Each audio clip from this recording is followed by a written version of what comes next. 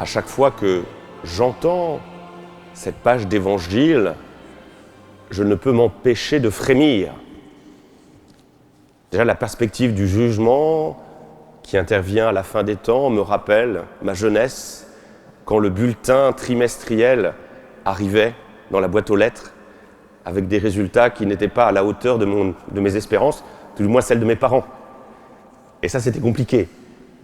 Tout ce qui est jugement, ça fait peur, hein. Quand il m'arrive parfois d'avoir un mail de la secrétaire de l'archevêque, Monseigneur Dornielas, qui me convoque, qu'est-ce que j'ai fait?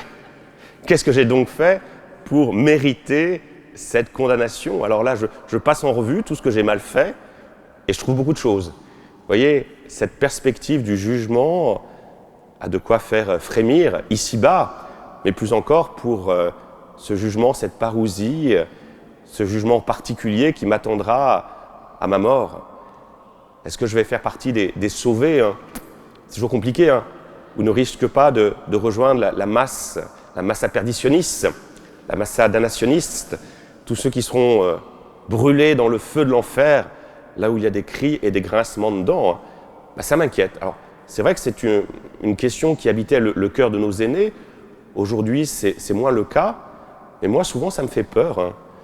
D'autant que, si j'en crois certains théologiens, je le cite souvent parce que ça me fait frémir, ça me réveille tout du moins, c'est Nicolas Malebranche qui disait, sur 1000 personnes, combien seront sauvés à votre avis, sur 1000 personnes? Ben, pour Malebranche, une petite vingtaine. Alors, on est combien là aujourd'hui?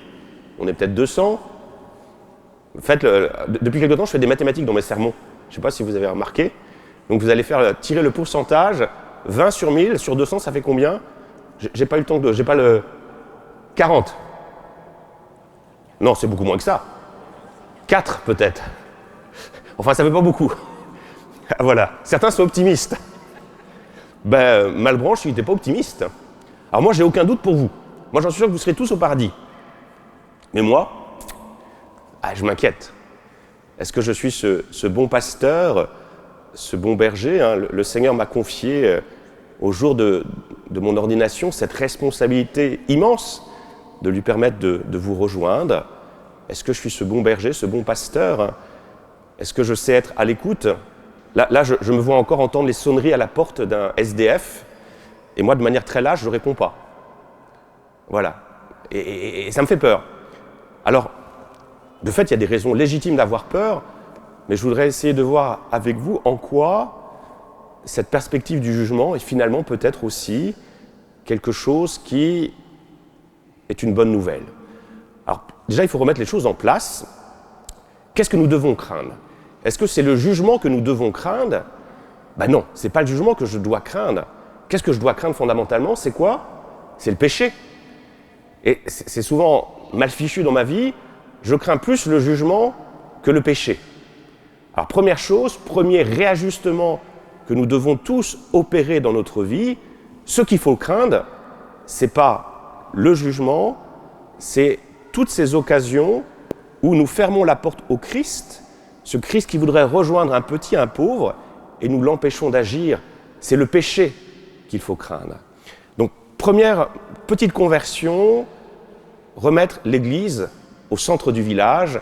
Ce qu'il faut craindre, ce n'est pas le jugement, c'est le péché. À l'école, le bulletin trimestriel ne fait que rendre compte du travail ou de l'absence de travail que fait l'élève. Ce qui doit être combattu, c'est l'absence de travail, ce n'est pas le jugement. Le jugement ne fait que constater l'absence de travail.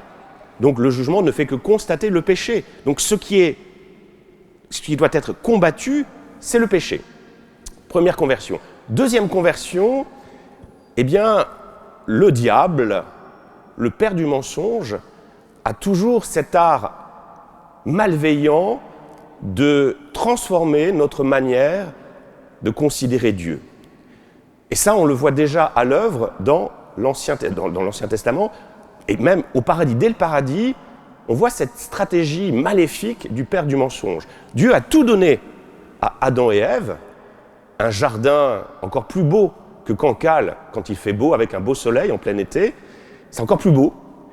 Et donc voilà, sauf que Adam et Ève ont fait une bêtise, ils ont croqué la pomme. Et que vont faire Adam et Ève? Que faisons-nous quand on fait une bêtise? Syriac, il est où? Je donne Syriac comme exemple, j'aurais pu donner un autre exemple. Quand tu fais une bêtise, qu'est-ce que tu fais? Ah, il se confesse. De fait, ça c'est très bien. Mais souvent, moi quand j'avais l'âge de Syriac, quand je faisais une bêtise, qu'est-ce que je faisais? Je l'ai entendu, je me cachais. Même mon chien Wemsy, quand il fait une bêtise, qu'est-ce qu'il fait? Il se planque. Et pourquoi on se cache? On se cache parce qu'on a peur.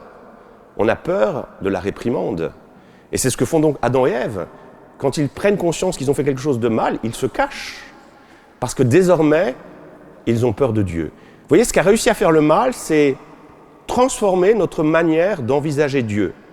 D'un Dieu Père qui a tout donné, ce jardin d'Éden magnifique, de ce Dieu qui est prêt à pardonner, se superpose l'image de quoi? D'un Père fouettard.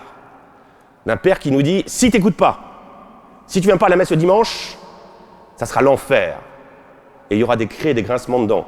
Rappelez-vous, en plus, les artistes, je l'ai souvent évoqué, quand on va à la cathédrale d'Albi, quand on lève la tête, on voit la représentation du jugement dernier, ces corps précipités dans des chaudrons incandescents. Je vous assure que j'aurais été paroissien avec ça sous le nez. Pendant le sermon, si j'avais quelques pensées qui m'éloigneraient de l'évangile, voyant cela, aussitôt, j'écouterais. Vous voyez, le diable transforme notre manière d'envisager Dieu. D'un Père miséricordieux, plein d'amour, il vient superposer à cette image-là celle d'un juge terrible, un surveillant d'internat qui se cacherait pour nous prendre vraiment quand on est dans la faute. C'est pas ça. Deuxième conversion que nous pouvons vivre quand nous lisons notre page d'évangile.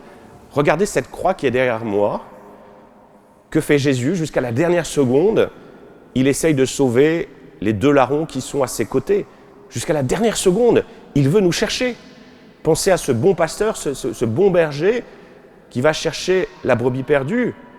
Et je le dis souvent, la dernière parole de Jésus sur la croix, alors qu'il y a cette foule devant lui qui est en train de le mettre à mort, c'est pas « vous allez voir ce que vous allez voir, vous m'avez vu dans quel état vous m'avez mis, ça va chauffer pour vous ».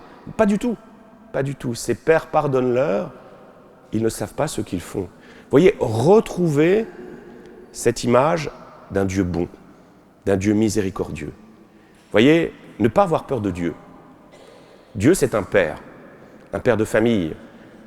On avait un groupe hier avec des pères de famille, et c'est ce que nous a apporté Jésus. Jésus nous dit que Dieu, c'est un père, un papa, Abba. Vous voyez, retrouver le véritable visage de Dieu au travers de cet évangile. Troisième chose, qui est plutôt une bonne nouvelle aussi, c'est que notre texte nous dit que ce que nous faisons ici-bas a une importance considérable, puisque le jugement qui nous attend à la fin des temps, qu'est-ce que c'est que ce jugement?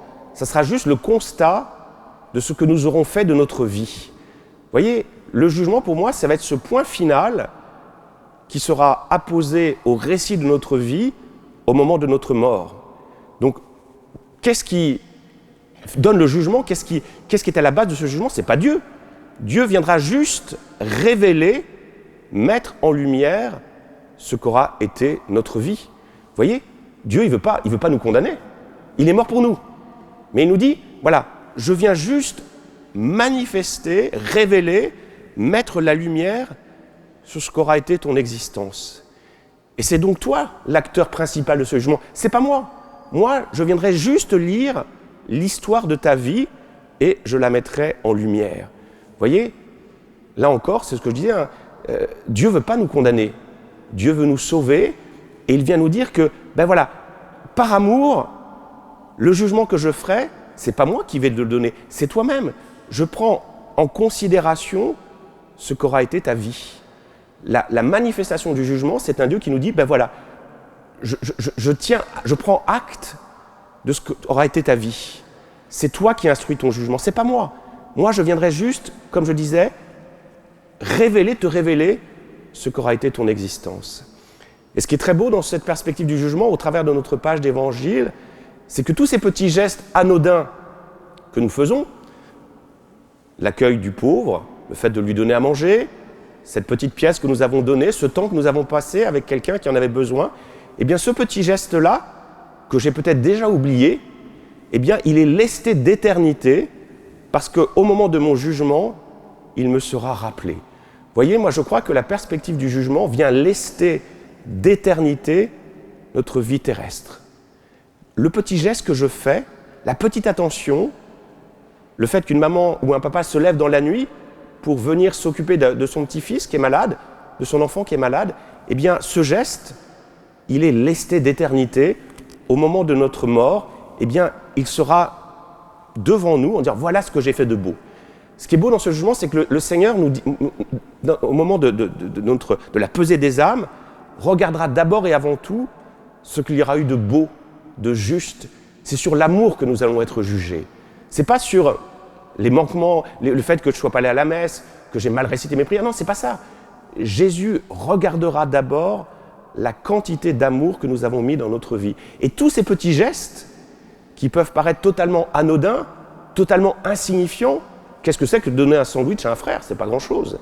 Mais ce petit geste-là, eh bien, tout d'un coup, est lesté d'éternité. Et on le voit au travers de la vie des saints. Si je vous dis Saint-Martin, vous pensez à quoi?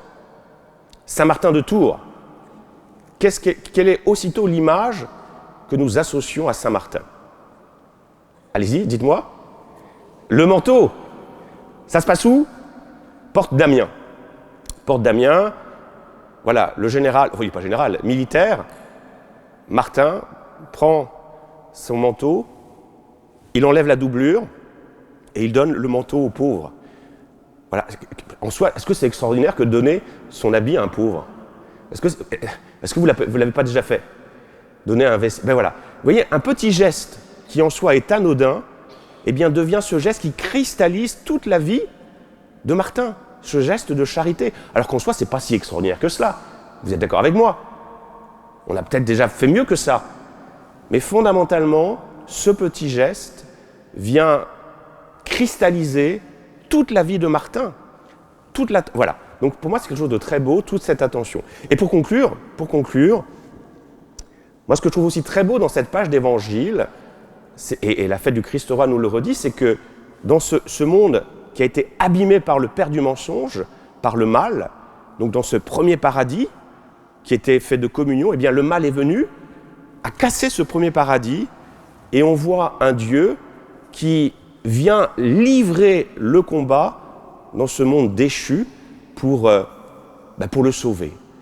Moi, je trouve ça extraordinaire. J'avais cette image, je ne suis pas encore allé voir le film Napoléon, mais moi je me rappelle, il y avait une image quand j'étais à l'école, une image de Bonaparte, que je trouvais très belle, c'est la bataille du pont d'Arcole. Est-ce que vous voyez cette peinture d'Horace Vernet, je crois? Je ne suis pas sûr, à vérifier, il y a peut-être un spécialiste de peinture. Vous voyez cette image?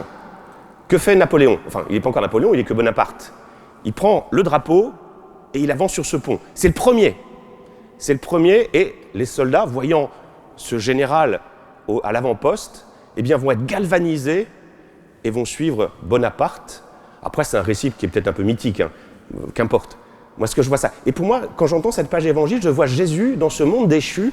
Il prend ce drapeau et il avance. Dès qu'il y a des lieux de souffrance, des lieux où le mal, où le péché abonde, la grâce surabonde. Il est là, auprès des pauvres, des petits, des malades, des prisonniers, des étrangers. Il est là pour livrer le combat. Il a ce drapeau, et moi, quand je le vois comme cela, qu'est-ce que j'ai envie de faire? J'ai envie de le suivre.